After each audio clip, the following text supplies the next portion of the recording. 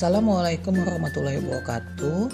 Berikut ini adalah video aksi nyata modul 1.4 budaya positif oleh saya Fenra Omarisa, calon guru penggerak angkatan ke-8 dari Kabupaten Musirawas, Provinsi Sumatera Selatan. Adapun konten dalam video ini, yang pertama penyebaran pemahaman, yang kedua pembentukan keyakinan kelas, yang ketiga refleksi, dan yang keempat rencana perbaikan. Berikut ini adalah video penyebaran pemahaman kepada rekan sesama guru. Assalamualaikum warahmatullahi wabarakatuh. Terima kasih kehadirannya yang saya hormati Ibu Kepala Sekolah SMA Negeri 1 Morabliti, Ibu Suantini, yang saya hormati teman-teman rekan kerja sesama guru di SMA Negeri 1 Morabliti. Terima kasih atas kehadirannya. Pada hari ini saya akan menyampaikan aksi nyata dari modul 1.4. Ini judulnya adalah budaya positif. Jadi tugas saya di sini adalah menyebarkan pemahaman dan penerapan pengalaman budaya positif yang kami dapat pada saat pembelajaran modul 1.4. Saya Fenra Omarisa, calon guru penggerak angkatan ke-8 dari Kabupaten Musirawas, kelas 11. Selanjutnya, sebelum kita lanjut ke budaya positif, saya tanya dulu sama Bapak Ibu, apa itu budaya positif? Mungkin teman-teman kata-katanya ini tidak asing ya, ada budaya, ada positif. Apa? Kebiasaan positif. Iya, jadi ini adalah suatu kebiasaan positif yang akan kita kembangkan di sekolah kita. Jadi ini adalah pengertian dari budaya positif. Budaya positif itu adalah suatu pembiasaan yang bernilai positif di dalamnya, mengandung sejumlah kegiatan-kegiatan yang mampu menumbuhkan karakter murid. Nah, jadi di sini budaya-budaya positif ini akan kita kembangkan untuk membentuk suatu karakter dari anak didik kita.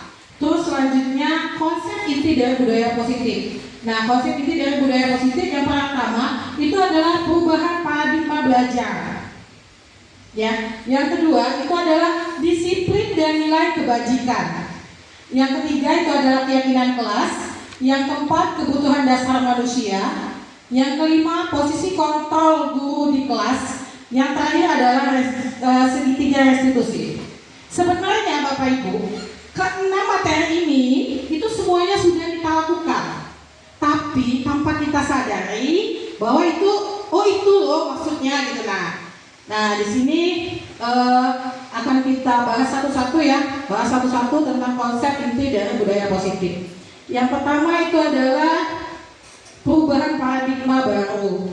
Nah di sini pembelajaran paradigma baru atau yang biasa dikenal orang dengan nama kurikulum merdeka itu merupakan pembelajaran yang berorientasi pada penguatan kompetensi dan pengembangan karakter yang sesuai dengan dimensi pelajaran Pancasila. Nah di sini dimensi pelajaran Pancasila itu ada 6. Semuanya sudah kita ketahui. Yang pertama beriman dan bertakwa kepada Tuhan Yang Maha Esa, yang kedua mandiri, yang ketiga bernalar kritis, yang keempat kreatif, yang kelima bergotong royong, dan keenam berkebinekaan global. Nah itu adalah dimensi pelajaran Pancasila.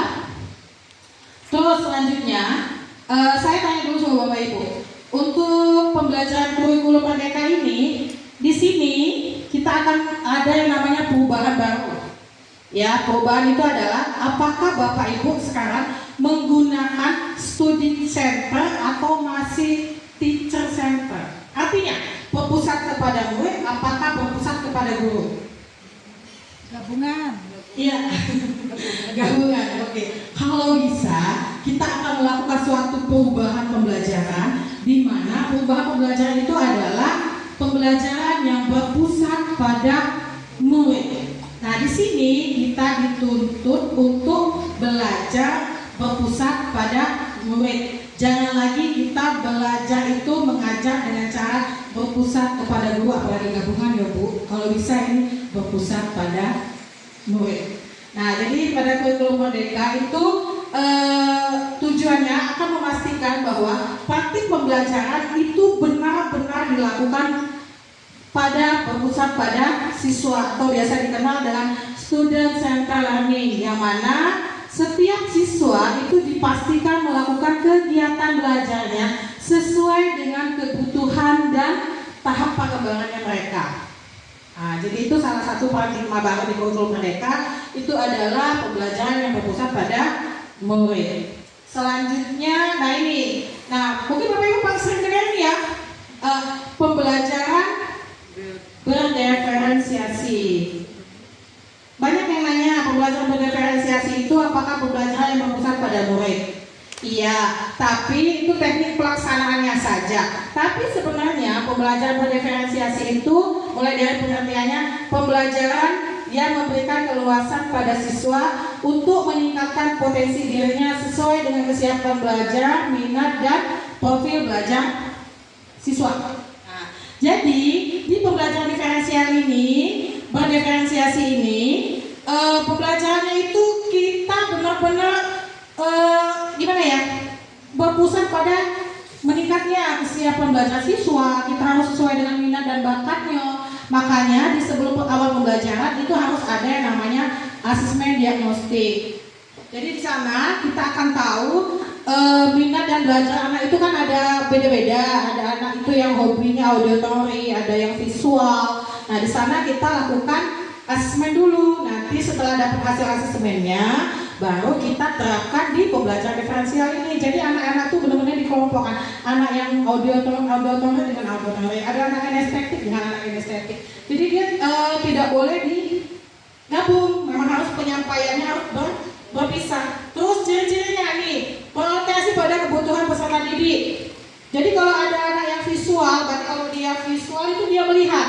Mungkin kita bisa lihat kasih dia lewat tontonan untuk materi. Ada auditory, misalkan auditory pakai suara, mungkin lebih ke penjelasan kita. Ada yang kinestetik yang adalah audio, itu mungkin ada tekniknya nanti. Nah, terus ini pembelajarannya berfokus pada konsep, terus pembelajarannya siswanya aktif, evaluasi kesiapan diakomodir dalam kurikulum. Nanti kesiapannya ada di dalam kurikulum. Nah, di sini ini ada di bawah, ada 2 kolom. Menurut Bapak Ibu, yang mana contoh dari pembelajaran diferensiasi? Yang sebelah kiri. Oke, kita lihat ya. Ini benar yang sebelah kiri. Siswa diberikan kesempatan untuk memilih materi yang ingin dipelajari terlebih dahulu. Itulah yang namanya kurikulum merdeka.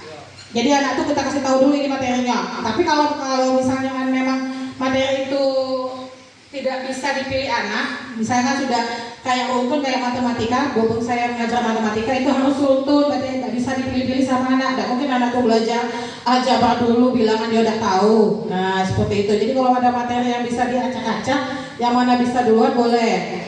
Terus siswa diberikan kesempatan untuk memilih cara diskusinya. Nah di sini kita serahkan sama anak. Selama ini kan kita diskusi, kita nentuin kelompoknya siapa, atau bagaimana cara diskusinya. Ini kita benar-benar berdiskusi dengan anak, maunya sistem belajarnya seperti apa. Terus diberikan kesempatan untuk memilih cara penyajian hasil diskusi kelompoknya. Selama ini kita biasanya pakai presentasi. Iya, kalau ketemu anak yang pintar ngomong. Kalau misalnya ketemu anak yang nggak bisa ngomong, nah di situ, jadi mungkin anak itu bisa menyampaikannya lewat tulisan, atau bisa juga dia malu kan, dia bisa sampaikan lewat audio suara. Nah di sana, jadi di sini anak memang benar-benar diberi kesempatan memilih bagaimana cara dia menyampaikan hasil diskusinya. Kalau selama ini kan kita minta dia presentasi depan kelas. Kadang-kadang anak tuh sampai ngomong, apalagi nanti ngomong, kayak gitu kan. Nah tapi di sini kita berikan kesempatan kepada mereka untuk memilih sendiri bagaimana caranya mereka mempresentasikan. Kita tidak bisa lagi memaksakan kehendak kita. Makanya sekarang kan diadakannya pendidikan berpusat pada murid. Kalau sesuai masih keinginan kita, berarti itu pendidikannya berpusat pada guru. Nah itu kalau bisa dihindari. Terus selanjutnya, nah di sini saya akan bermain sama Bapak Ibu. Di sini amati bersama. Mungkin Bapak Ibu sekilas pernah mengamati bagaimana murid-murid saling berinteraksi. Bagaimana Bapak Ibu kalau dilihat anak-anak tuh saling berinteraksi? Mereka saling berkomunikasi. Terus bagaimana guru saling bertegur sapa? Kita sesama guru saling bertegur sapa. Jawabannya dalam hati ya.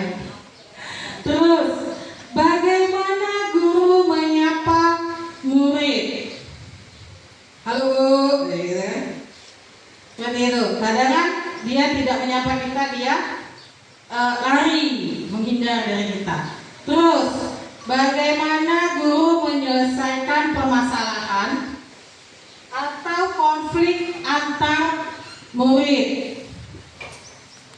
Nah, yang terakhir, suasana atau budaya apa yang berkembang di sekolah Anda saat ini? Semua pertanyaan ini nanti ada jawabannya di materi berikutnya. Ya, bagaimana cara kita menyelesaikan masalah atau konflik di antar murid? Nanti ada video cerita. Terus selanjutnya suasana atau budaya apa yang berkembang di sekolah saat ini?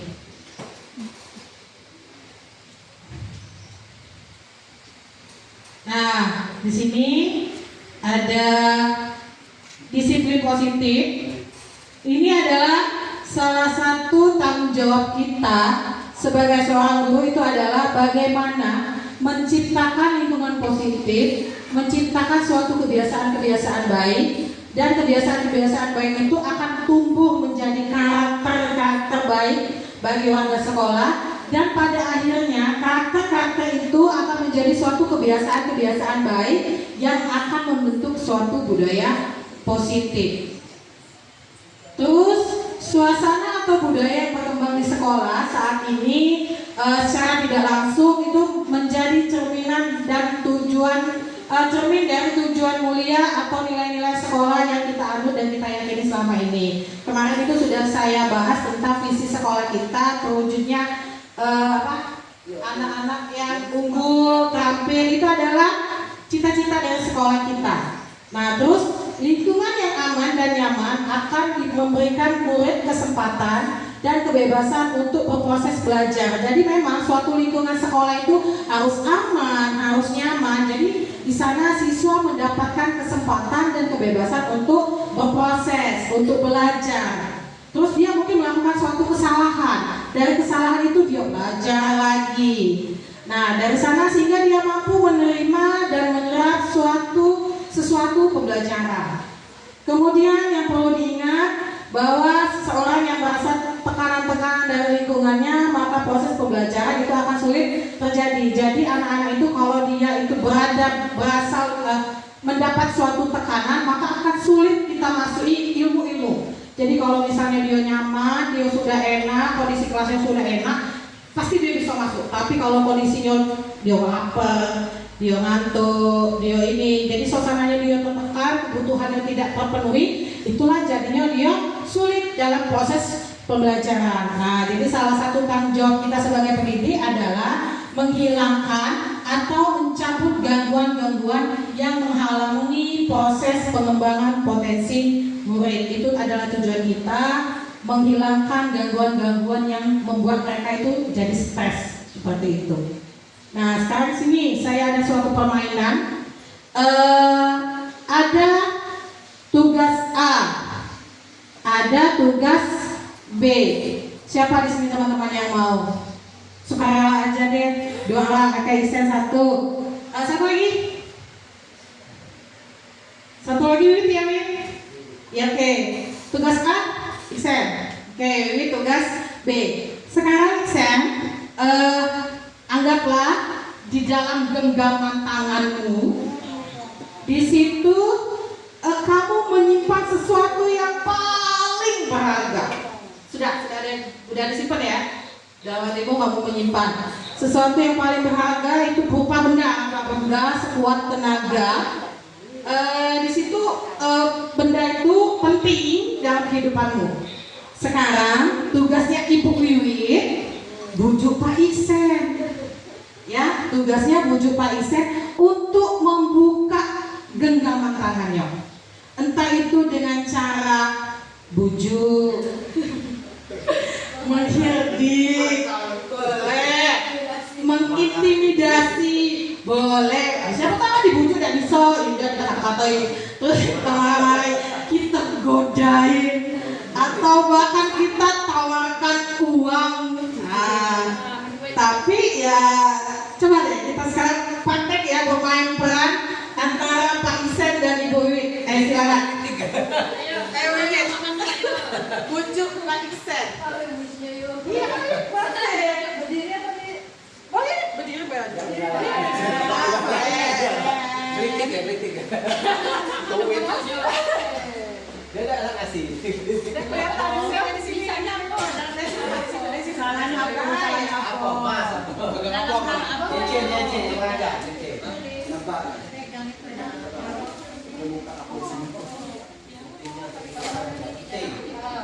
HP yang penting itu kan. Oh ya. Isen.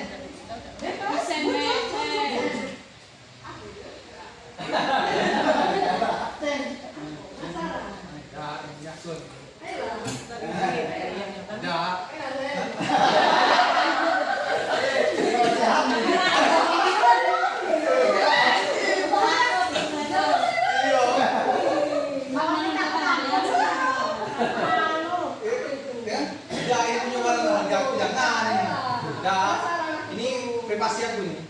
Barang harga. Ya. Bisa. Ini barang harga ini penting. Enggak boleh. Campur aku dewe yang tahu.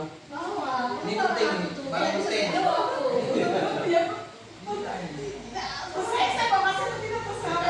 Baca ini. So, ini barang penting ini. So dikasih. Baca. Bisa. Jadi saya tidak kasih. Makasih Pak Isen, makasih Bu Wiwit. Apa dia yang kau simpan itu? Pak Isen, apa sih yang sebenarnya kamu simpan itu, Bang? Bahkan sehingga kamu tidak mau kasih ke Ibu Wiwit. Iya, kamu sekarang dikasih tahu apa?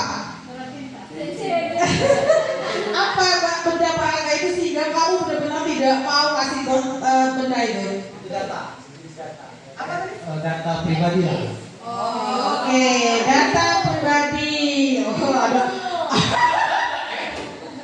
Ya. Nah, seperti itulah sebenarnya. Secara tidak langsung kita itu tidak bisa memaksa orang sesuai dengan kemauannya kita. Begitulah kita dengan anak. Kita tidak bisa memaksa anak. Sama halnya kalau misalnya kita sudah teguh tadi ya. Nah, sekarang kita lanjut sini. Apakah ada, ini ada pertanyaan. Pertanyaannya, apakah Anda atau B membuka kepala tangan Anda? Tadi Pak Isen tidak ya, tidak membukanya. Alasannya karena data yang disimpan itu adalah suatu privasi, sangat pribadi dan tidak mau dikasih tahu apa itu. Nah, di situ apakah Anda menutup kepala tangan Anda? Iya, tadi ditutupnya ya sampai dia nggak mau kasih tahu. Nggak mau, berkelitik-kelitik, gerai-gerai itu. Gitu ya, kalau kemarin itu ada teman tuh yang bawa video tuh kami pakai itu, aku kasih lah hatiku untukmu katanya. Walaupun hati yang dikasih tidak akan pernah aku bagi gitu. Jadi lucu kemarin sempat. Terus di sini sesungguhnya siapa yang memegang kendali atau kontrol untuk membuka dan menutup kepala tangan itu? Siapa sebenarnya? Si A. Iya.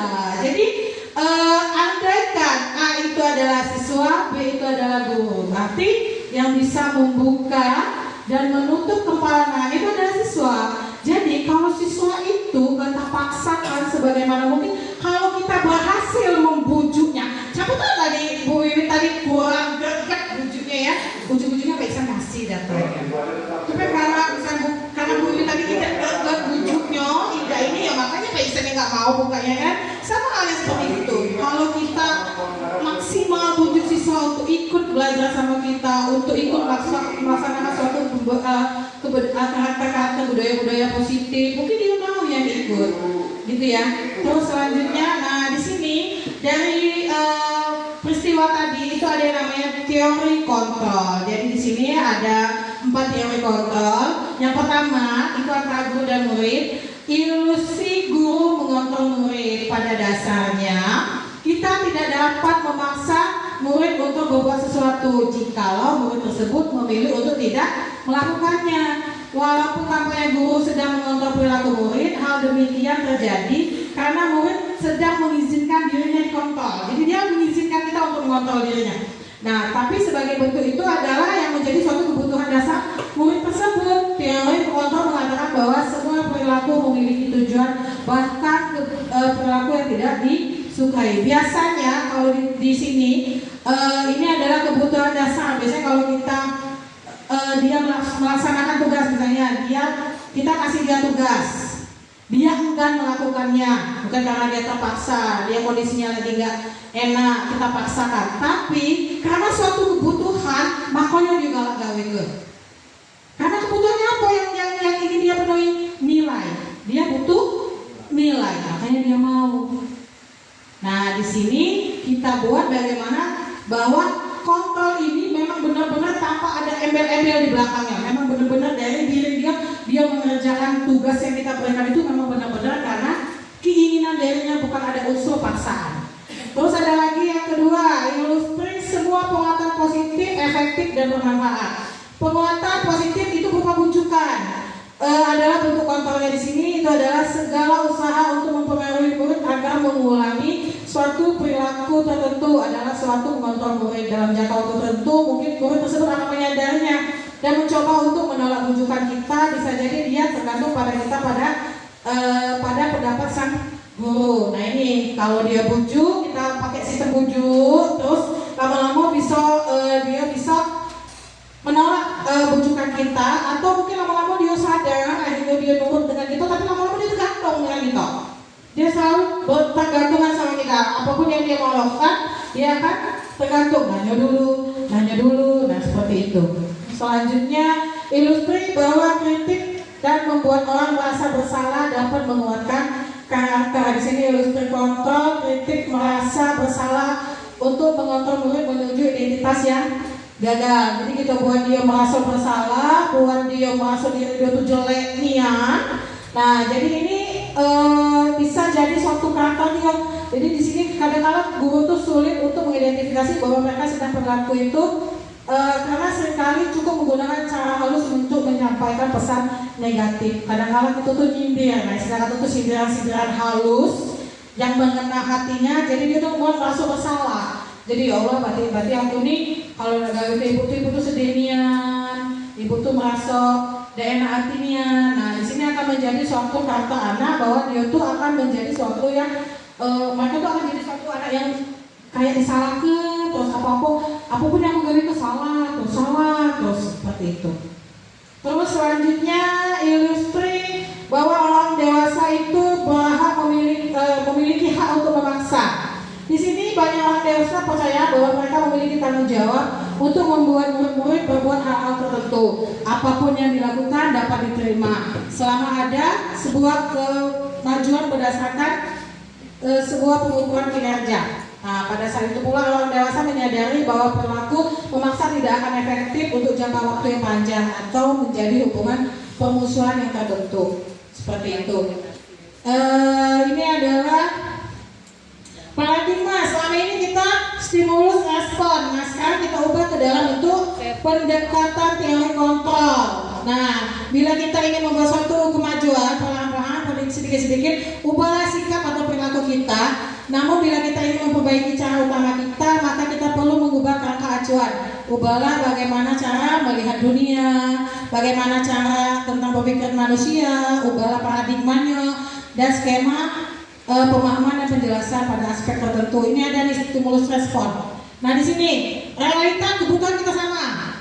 Kenyataannya kebutuhan kita berbeda.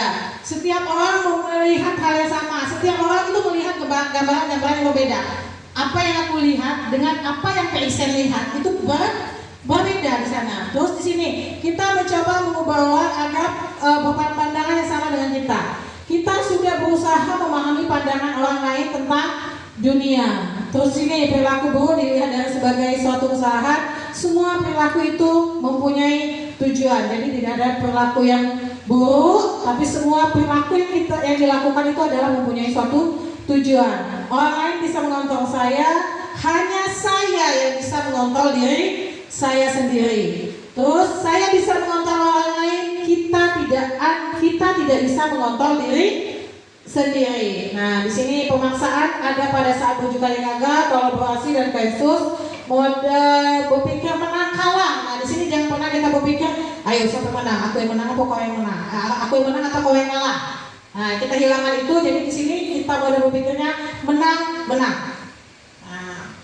terus selanjutnya ini ada disiplin diri. Nah, kadang-kala yang terpikirkan kita dalam kita tuh disiplin itu apa? Tepat waktu. Oke, disiplin itu tepat waktu. Jadi biasanya disiplin itu berhubungan dengan tata tertib, ya kan? Dengan hukuman, seperti itu ya. Tapi sebenarnya disiplin itu artinya belajar. Nah, di sini disiplin itu berdasar dari bahasa Latin artinya belajar.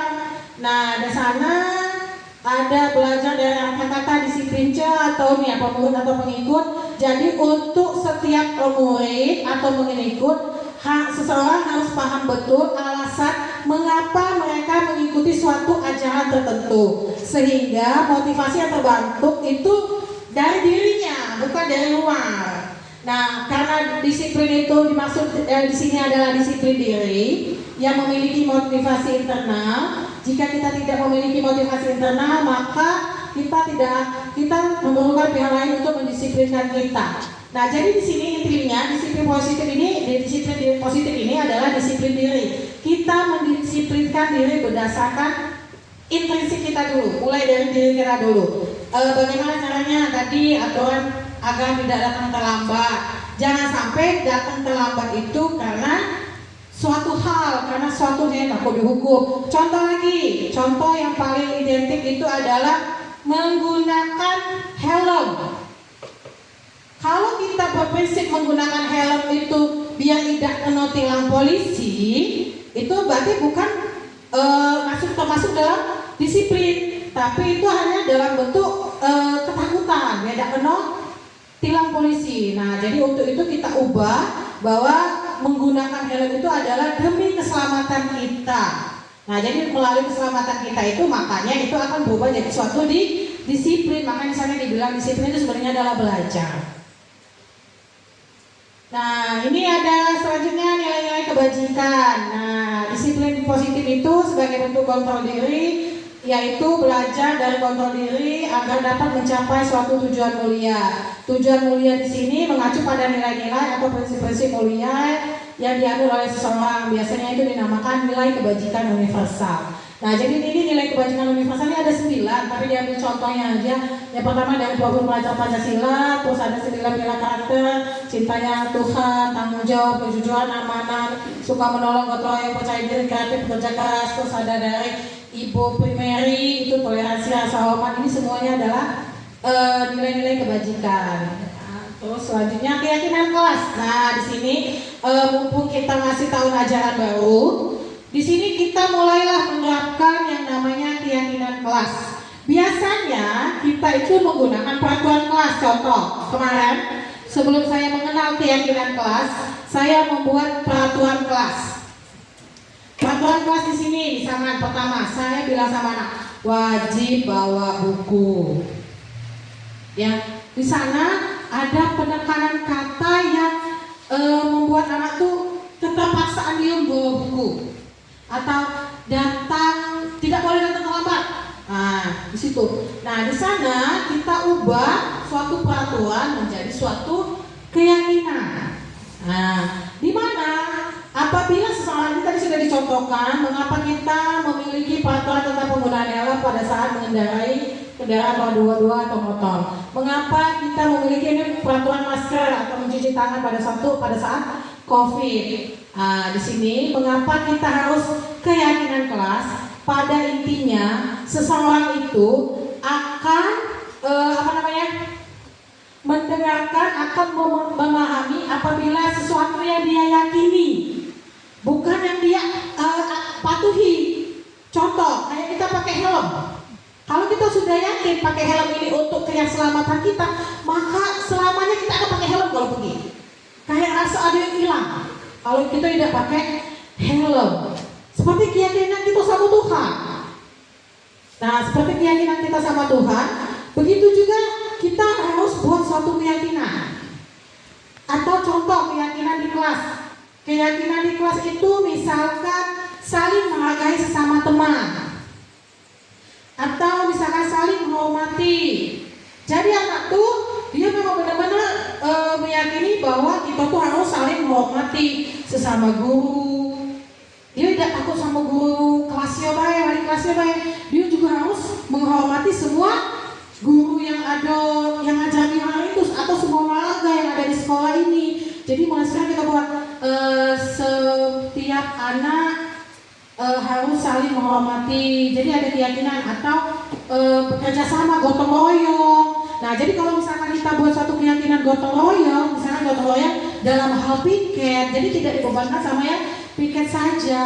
Jadi misalkan bergotong royong membersihkan lingkungan kelas dengan cara bergotong royong. Jadi dia punya keyakinan bahwa dia itu sudah menyepakati keyakinan untuk bergotong royong dalam membersihkan lingkungan sekolah. Nah, maka di sini kita buat suatu keyakinan, jangan lagi buat suatu peraturan. Dan keyakinan kelas ini itu dibuat lebih abstrak atau lebih rinci, lebih konkret lagi daripada peraturan. Terus merupakan menggunakan pernyataan universal seperti tadi, toleransi, saling menghargai, tolong menolong, kreatif, mandiri. Nah, menggunakan kata-kata itu dia. Terus pernyataan keyakinan kelas dibuat dalam bentuk positif. Jangan menggunakan kata jangan, tidak boleh datang terlambat. Diubah, tidak boleh terlambat, diubah datang tepat waktu, tepat waktu tidak lebih ini ya. Datang 15 menit sebelum bel berbunyi, seperti itu. Atau tidak boleh mengerjakan tugas, mengumpulkan tugas yang telah disepakati kapan, seperti itu. Nah, terus keyakinan tugas itu sebaiknya sesuatu yang dapat diterapkan di lingkungan sekolah. Terus keyakinan kelas itu tidak boleh banyak-banyak. Kalau banyak-banyak lagi anak lupa. Terus mudah dipahami oleh semua warga kelas. Terus dalam setiap waktu itu keyakinan kelas itu boleh berubah-ubah. Misalkan ada suatu masalah nanti ya, atau misalkan ada suatu kesepakatan yang lebih, oh ternyata yang ini belum pas, boleh diubah-ubah dalam waktu, jangan perlu seminggu sekali ganti. Minimal 3 bulan sekali, 2 bulan sekali ganti boleh, untuk meninjau kembali keyakinan kelas yang kita buat. Nah, ini yang selanjutnya, kebutuhan dasar manusia. Nah, ini kebutuhan dasar manusia itu ada 5: kebutuhan bertahan hidup, kebutuhan kasih sayang dan rasa diterima, kebebasan, kesenangan, kepenguasaan. Ini biasanya untuk melihat apabila murid itu melanggar suatu kesalahan, atau misalkan anak jajan di kantin, berarti itu mungkin dia sedang memenuhi kebutuhan bertahan hidupnya karena dia lapar, jadi dia makan ke kantin. Tuh kebutuhan hidupnya. Kasih sayang dan rasa berterima. Mungkin anak yang oloan lah ya bahasa kita ya, yang oloan-oloan itu mungkin dia butuh kasih sayang, mungkin dia butuh kebutuhan yang rasa diterima.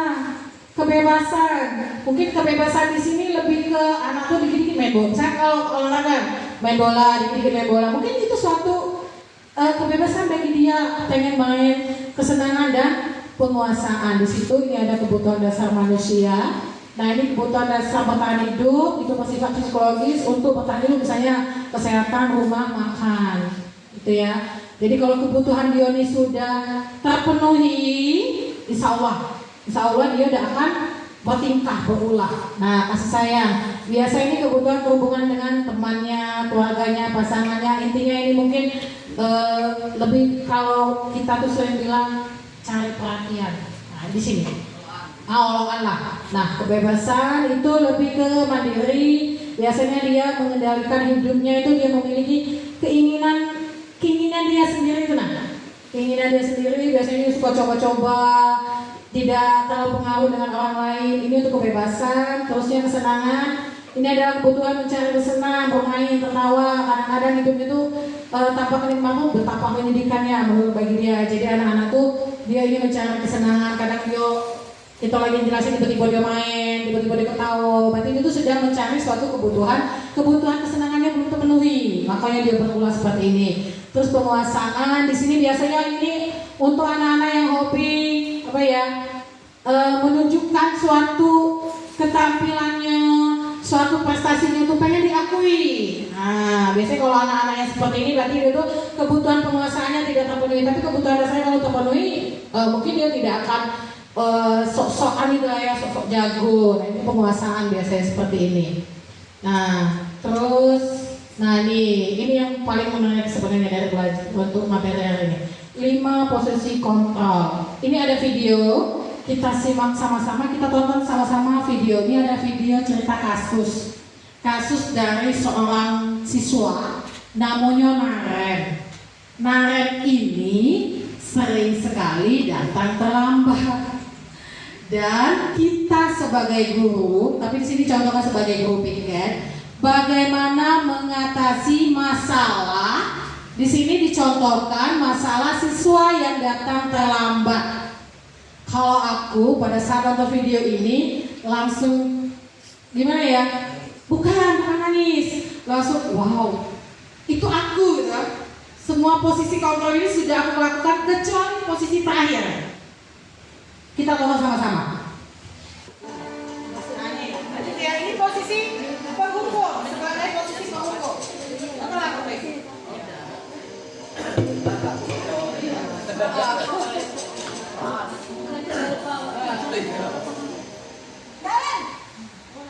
Naren namanya. Sini kamu. Wah, siapa tuh? Guru BK. Selalu terlambat. Kamu deh, pasti terlambat. Maaf, saya Apa? Apa coba? Alasan kamu apa lagi? Kapan sih kamu tidak terlambat? Malah sekali kamu jadi anak. Tapi kita sering gitu loh, Bu. Taman masa dari bawah. Iya, makanya di sini saya kasih tahu. Tapi kamu kurang apa sebagai guru sering kan kayak gini? Nah, di sini dia tidak memahami kamu pesan. Apa nggak ada? Kalau kau tahu. Iya kan? Sudah terlambat, masih berani jawab nggak? Sekarang, kamu lihat kamu. Cepat, pergi sana. Belum tahu alasannya. Biasanya berbicara dengan nada Biasanya berarti bentar. Ini adalah posisi penghukum.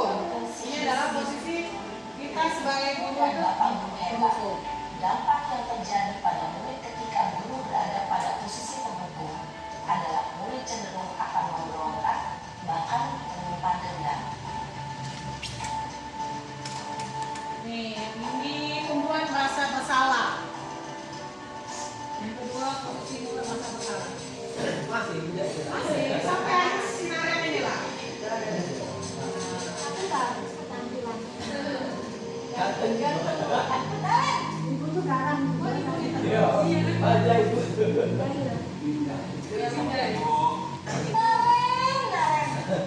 Kamu kenapa terlambat lagi, nak? Ya Tuhan, Naren. Kamu senang ya bikin ibu susah ya?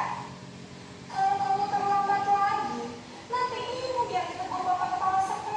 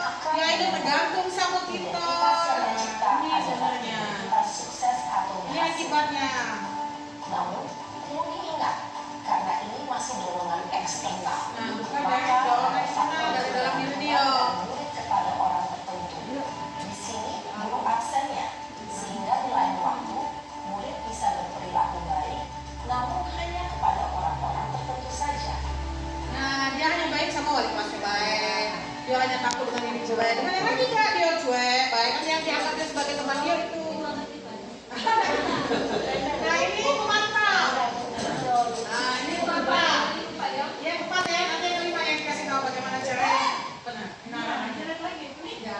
Pokoknya ini pasti selalu TP yang Naren ini tahu. Naren, apa peraturan sekolah kita tentang jam berapa kita harus masuk sekolahnya? ini tegas dulunya yang pemantau. Harus di sekolahnya 7, Bu.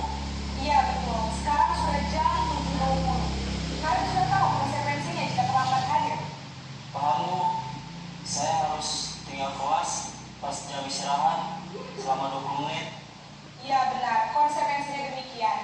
Jadi nanti jam 9.30 pas istirahat, kamu harus tinggal di kelas, kerjakan tugas tambahan untuk ketertinggalan kamu, ya? Baik, Bu. Nah ini pemantau. Posisi pemantau mengandalkan perhitungan atau data untuk mengontrol murid.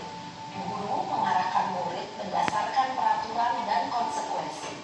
Seorang pemantau menunjukkan bahasa tubuh dan ekspresi wajah yang datar dan cenderung formal. Nah ini posisi yang disarankan dan harus kita praktek gunakan. Dosen.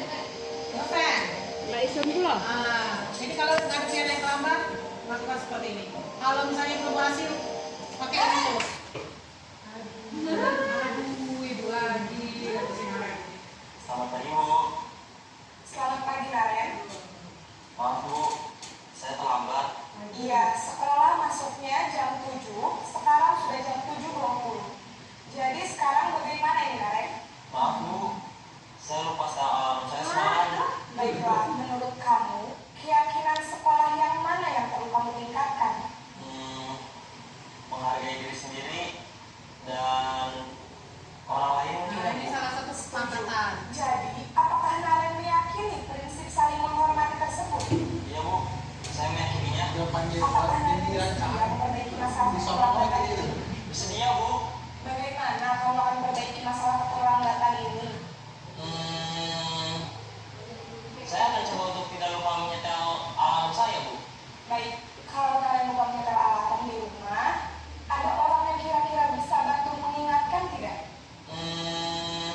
Ada, Bu. Kakak saya, Kak Emma. Ada lagi selain Kak Emma? Selain Kak Emma, ada ibu saya. Baik, jadi yang mengingatkan Naren adalah Kak Emma dan ibu kalian. Kira-kira akan mulai setel alarm kapan nih, Naren? Setelah pulang sekolah, akan segera saya lakukan. Baik, jadi Naren akan setel alarm untuk bangun besok pagi dan akan diingatkan oleh kakak dan ibunda Naren ya. Ada lagi yang mungkin perlu dilakukan, Naren? Agar tidak terlambat bangun lagi. Tidak ada, Bu. Baik, Naren. Terima kasih untuk kerjasama kamu. Sekarang kamu perlu kembali ke kelas untuk belajar. Baik, Bu. Terima kasih. Masya Allah dia ngerasa kalau kita bisa kayak ini. Tapi kayaknya ini susah diterapkan. Kabar, tapi pelan-pelan, pelan-pelan, coba. Yaitu murid yang mandiri, bertanggung jawab, dan dapat mengerjakan masalah. Tujuan dari posisi ini adalah agar murid dapat merefleksi atas tindakannya Kita coba tuh. Kemarin sempat didiskusikan itu bagaimana itu ibu kalau misalkan sudah coba sekali ulang lagi, coba lagi bu. 2 kali, 1000 kali harus dijaga, kita coba terus. Nanti lama-lama ada suatu perubahan. Dijamin akan ada suatu perubahan dan ini sudah diteliti katanya. Kalau di sekolah yang memang nggak bagus, sekolah sedang, bahkan sekolah yang memang benar-benar isinya anak nakal semua. Dan ini berhasil. Ya makanya kita latih seperti itu. Yuk. Kirim lah ke grup videonya. Kamu ada mulai. Ini adalah posisi. Nah, di sini kita dituntut untuk menjadi posisi manajer. Jadi Bapak Ibu, untuk posisi ini dari posisi kontrol itu kita hilangkan 4 posisi yang mulai dari pengukur, merasa bersalah, teman, pemantau. Kita gunakan posisi manajer. Nah, di posisi manajer ini nanti akan ada bahasannya lagi selanjutnya. Tadi kan si Ibu Guru tadi sebenarnya dia itu menggunakan posisi kontrol menggunakan segitiga restitusi. Nah, di segitiga restitusi ini ada ada 3 cara, ada 3 tahapan, bukan 3 cara tapi 3 tahapan. Yang pertama kita menstabilkan identitas dulu. Contoh kayak Naren tadi terlambat. Ya, kita tanya dulu, apa Naren kamu terlambat? Nah, kita identifikasi dulu alasan dia terlambat kenapa. Terus selanjutnya kita lakukan tindakan validasi tindakan yang salah. Nah, di sana kita tanya dulu, kamu sadar tidak kesalahan kamu apa? Terus kamu sudah melakukan keyakinan dari kelas kita belum? Nah, nanti si Naren akan jawab, ya Bu, saya salah. Salah kamu di mana? Keyakinan apa yang kamu langgar? Terus selanjutnya menanyakan keyakinan kelas. Nanti setelah itu dia jawab keyakinan kelasnya ini. Nah, nanti di sini dia baru akan jawab. Kita akan mencari solusinya sama-sama seperti itu. Nah, jadi di sini posisi 5 kontrol guru untuk materi terakhir kita. Untuk posisi manajer tadi menggunakan segitiga restitusi. Nah, sampai di sini ada yang mau ditanyakan? Ada yang kita ke materinya kita refleksikan untuk kesimpulan. Minta tolong sama teman-teman buat kesimpulan kita hari ini apa saja yang sudah saya ceritakan, yang sudah saya sebarkan. Minta tolong satu orang bantu untuk membuat refleksi kita hari ini untuk materi ini. Sebelum saya tutup paparan saya hari ini. Apa nih? Duit lagi.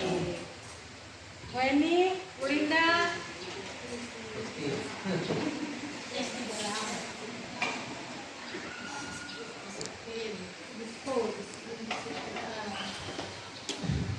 Assalamualaikum warahmatullahi wabarakatuh. Jadi kesimpulan aksi nyata hari ini yang saya tangkap yang pertama adalah bahwa kita harus menanamkan budaya disiplin pada anak-anak. Kedua, kita harus bisa menjadi manajer dalam arti kita harus bisa membimbing, mendidik, tetapi anak tetap bisa menjadi sosok yang mandiri, seperti itu. Kemudian Dalam menyelesaikan masalah ini kita menggunakan dalam penyelesaian masalah tadi kita segitiga restitusi tadi.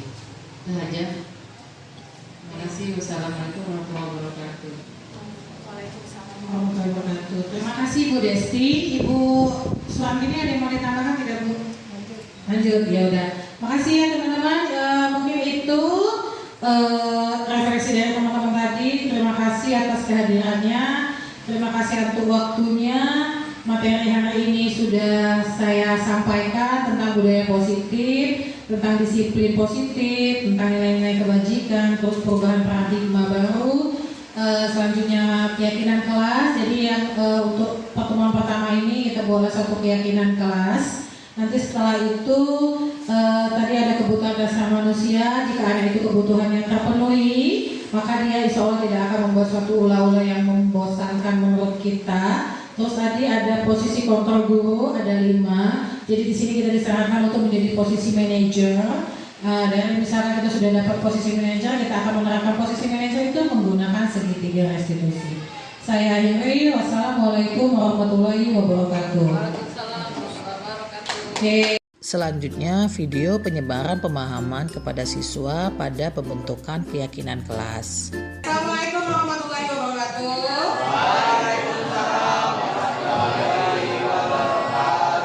Oke, baik anak-anak, apa kabarnya?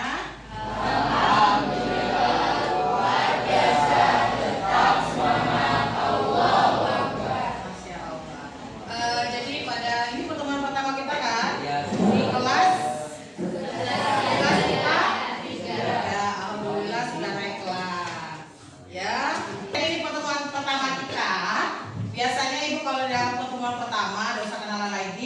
siswa kelas 11. Jadi kita akan buat, biasanya ibu buat suatu peraturan,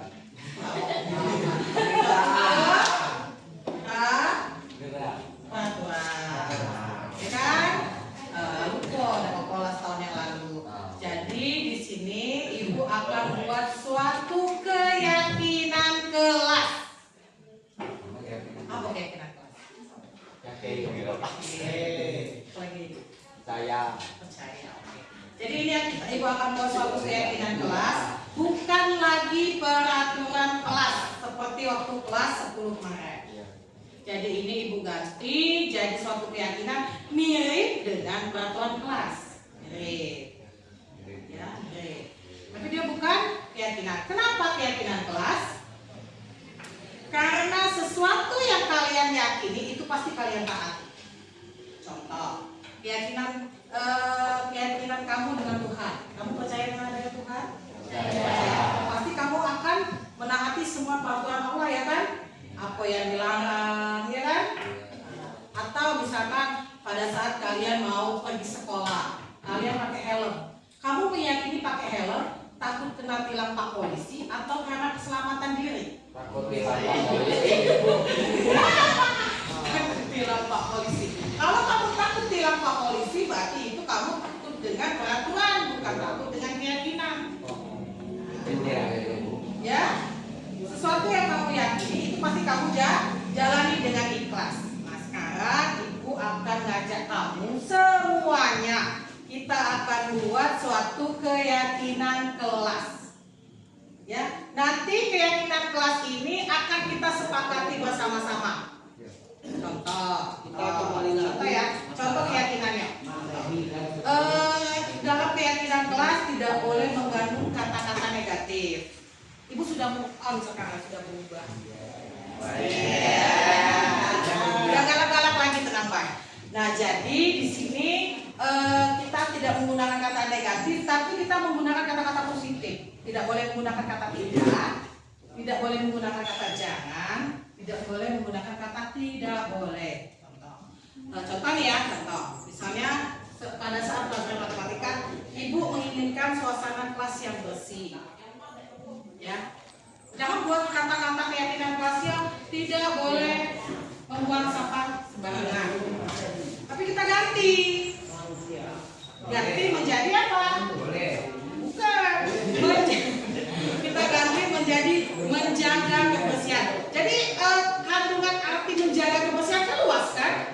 Ya, menjaga kebersihan luas ya. Berarti tidak hanya buang sampah, berarti kelasnya harus bersih, tidak boleh berantakan, tempat duduknya harus rapi. Kan menjaga kebersihan, menjaga kerapian. Atau contoh lain lagi. Pada saat mengumpulkan tugas.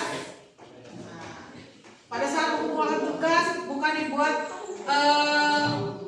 terlambat mengumpulkan tugas atau tidak mengumpulkan tugas atau tidak mencontek, tidak curang. Kita tidak menggunakan kata-kata itu, tapi kita menggunakan kata-kata misalnya disiplin, tanggung jawab, ya, itu. Atau dengan sesama teman. Tapi kita harus saling menghormati, boleh. Menghormati itu dengan yang lebih tua, biasanya dengan guru, ya kan? Harus saling menghormati. Kalau dengan sesama teman saling menghargai. Paham? Paham dengan yang dimaksud kita membuat suatu keyakinan kelas? Keyakinan kelas ini akan kita sepakati, akan ibu tempel di kelas, dan ibu taruh di belakang nanti, ya, nanti kita di belakang. Jadi siapa masuk baca. Biar ingat bahwa keyakinan kelas untuk mata pelajaran matematika di kelas 11 IPA 3 ini keyakinannya. Harus kita yakini, harus kita sepakati ya. Kaget ditandatangani. Oke? Karena kan sudah disepakati, sudah kita buat sama-sama. Tidak ada unsur paksaan, silakan kalian tulis, nanti ibu bagikan kertas. Setiap anak menulis, ya. Silakan berpikir keyakinan kelas apa yang akan kita bentuk. Nanti kita pilih mana yang sama. Tidak kita ambil satu bag. Ya, kita ambil satu saja. Kita pilih bisa banyak-banyak, sekitar 5 atau 6 keyakinan kelas. Oke? Gue bagiin ya. Bagian kertasnya. Aku kayak bengong kayak gitu. Paham nggak maksudnya? Berarti sesuatu itu silakan kalian tulis di kertas ini, atau menulis disiplin, jujur, tanggung jawab. saling menghargai bebas. Contoh itu contoh. Oke, begini ya. Silakan ditulis nanti kalau sudah selesai kumpul sama ibu ya. Nih.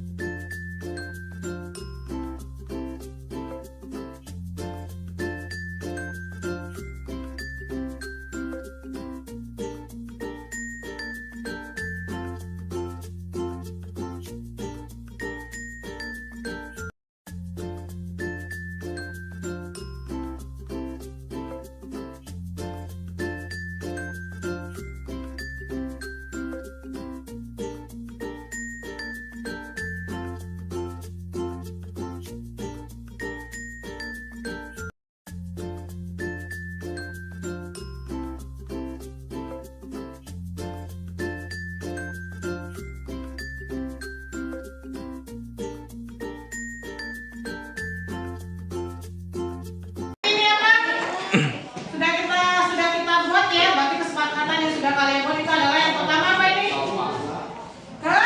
Kesopanan. Siapa yang buat kesopanan tulis? Yang pertama kesopanan, siapa yang biasa nulis? Kesopanan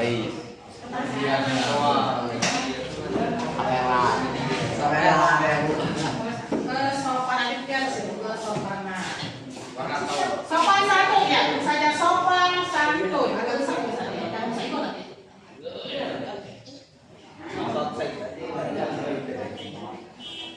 Sopan, bangsa, salah. Apa? Saling menghargai. Boleh, saling menghargai. Bisa lagi. Bisa lagi. Bisa masalah tidak? Gantian apa? Apa ini? Sampai mau. Berarti kejujuran. Bisa lagi kalau saya susah apa kok? Gantian yang kedua. Dibaca apa ini? Bagus. Apa? Jaga kebersihan.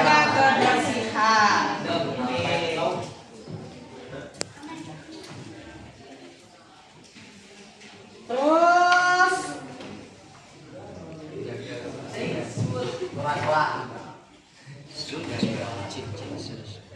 apa lagi? Kedisiplinan. Nanti pindah ke sebelah sini ya. Oke. Apa lagi? Apa lagi nak? Yang belum. Kreatif dan toleransi. Kedisiplinan. Kreatif dan toleransi.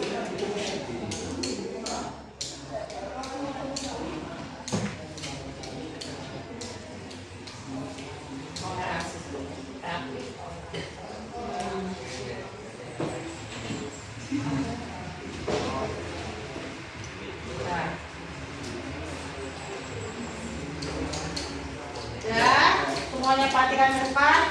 Jadi keyakinan kelas sopan santun. Berarti sudah kita sepakati bahwa keyakinan kelas kita akan berlaku sopan santun selama pelajaran berlangsung. Terus saling menghargai. Terus kejujuran, menjaga kebersihan. Terus apa lagi? Kedisiplinan, kreatif dan toleransi. Ada keberatan.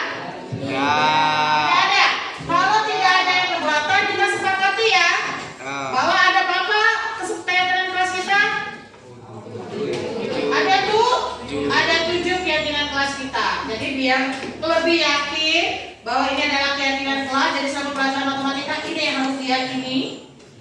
Ibu minta taruh tangan ke depan, tulis nama, tanda tangan, tulis nama, tanda tangan. Oke? Oke. Lanjut. Ini 1, 2, ayo. Iya, boleh dia. Oke, gantian nanti. Semuanya ada 3-3. Nomor absen itu. Nggak usah.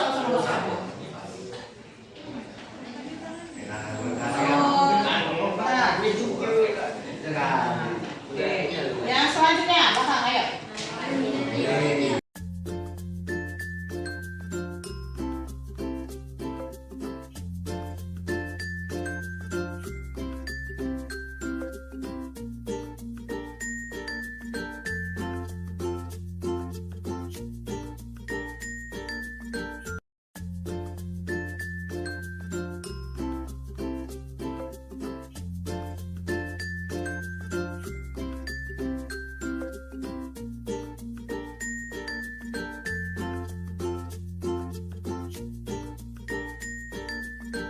Keyakinan kelas 11 IPA 3.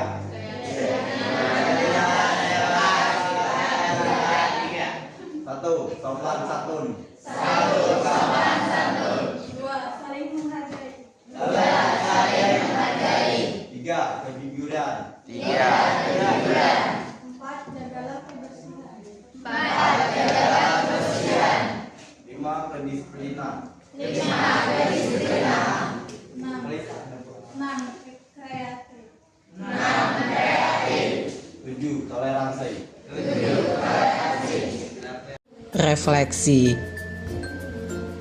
Refleksi pelaksanaan penyebaran pemahaman modul 1.4 tentang budaya positif kepada rekan sesama guru dilakukan pada tanggal 17 Juli tahun 2023. Terdapat 15 guru yang menyaksikan kegiatan ini. Refleksi untuk pembuatan keyakinan kelas bersama siswa. Pembuatan keyakinan kelas bersama murid kelas 11 IPA 3 saya lakukan pada tanggal 18 Juli tahun 2023. Murid-murid sangat antusias dalam pembuatan keyakinan kelas. Refleksi untuk diri. Perasaan saya setelah melakukan aksi nyata ini, saya menjadi lebih bersemangat dalam melakukan perubahan-perubahan ke arah yang lebih baik, terutama dalam menerapkan konsep-konsep inti dalam budaya positif di sekolah. Untuk rencana tindak lanjut, untuk rencana perbaikan implementasi ke depannya, yang pertama, saya akan melakukan evaluasi secara berkala. Yang kedua, meningkatkan koordinasi dengan semua pihak di lingkungan sekolah. Yang ketiga, meminimalisir kekurangan yang ada. Yang keempat, meningkatkan ilmu pengetahuan yang berkaitan dengan budaya positif. Yang kelima, menganalisis kebermanfaatan hasil diseminasi tersebut terhadap murid dan lingkungan belajar. Demikian video aksi nyata modul 1.4 budaya positif yang telah saya lakukan. Semoga bermanfaat. Saya akhiri. Wassalamualaikum warahmatullahi wabarakatuh. Salam dan bahagia untuk kita semua.